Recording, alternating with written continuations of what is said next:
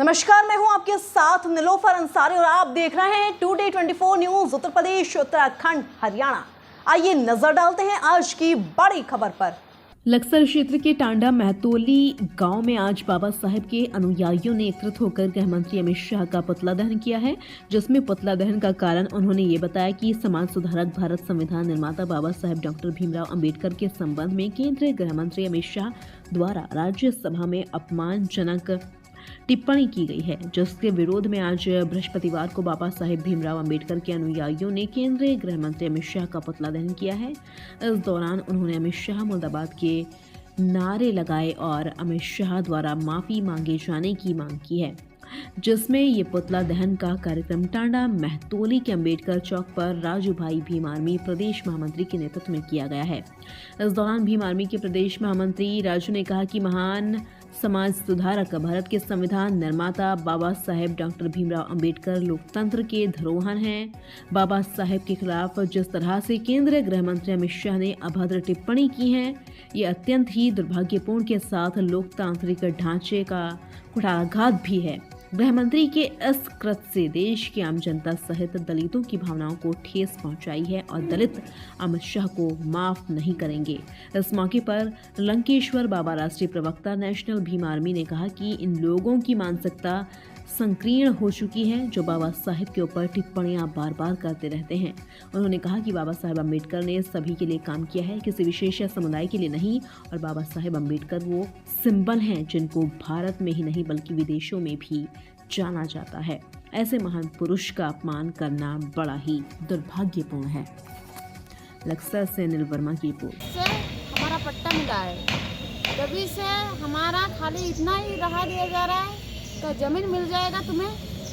हम ढूंढ रही हूँ, ढूंढ के फिर तुम्हारा ज़मीन मिल जाएगा। तो हमें ज़मीन तभी से अभी तक मिला नहीं है। इन लोग हमें इतना ही समझा रही है, क्योंकि यहाँ से देहरादून तक गया बात क्या हम लोग कोई कागज़ पत्र लेके हम लोग यहाँ पर कहीं पर भी जमा नहीं किया, कहीं पर भी नहीं। इन लोग हम लोगों को झूठा समझा रही है। क्या हम ये चेक करके फिर हम बताएंगे, पटवारी को भेजेंगे, देखो आगे क्या होता है।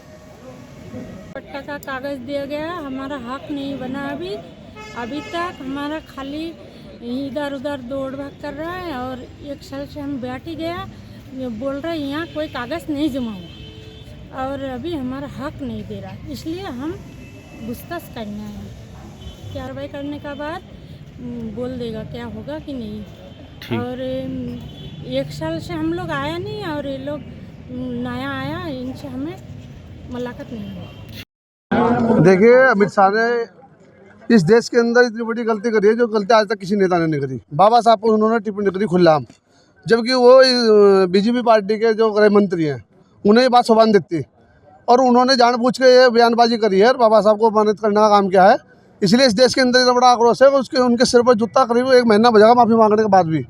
अगर अमित शाह को माफ़ी मांगनी पड़ेगी तो बाबा साहब की प्रतिमा के सामने आकर माफ़ी मांगेगा, तब जाकर आक्रोश रुकेगा, नहीं वरना नहीं रुकेगा। रोज मतलब होगा, रोज जूता बजेगा अमित शाह का।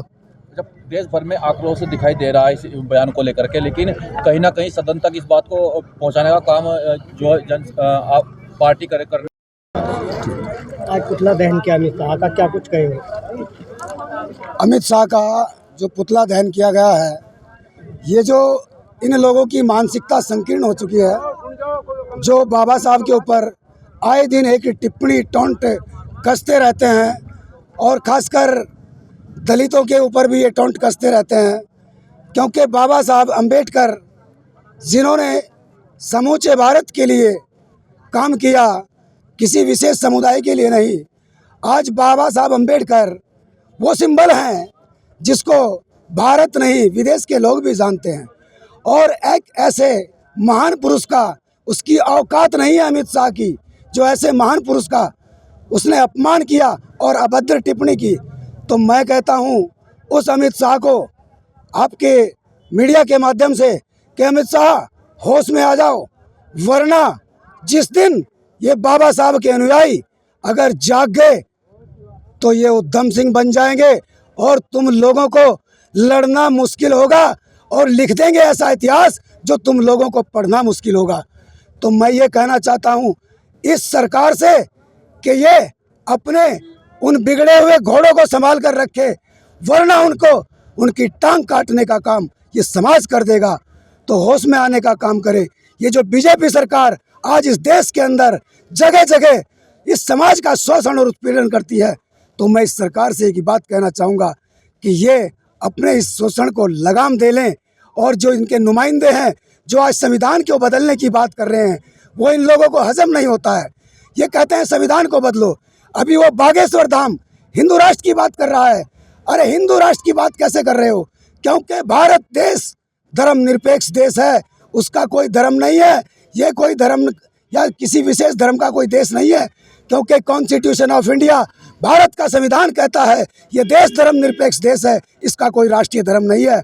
तो कोई गांव हिंदुओं का नहीं है, कोई देश हिंदुओं का नहीं है, तो हिंदू राष्ट्र किस बात के लिए बनाएंगे? और इनको हिंदू हिंदू हिंदू चिल्ला रहे हैं। अभी ये राम की बात कर रहे हैं। हम लोग अगर कोई व्यक्ति किसी ने राम पर टिप्पणी की तो ये आग बबूला हो जाते हैं।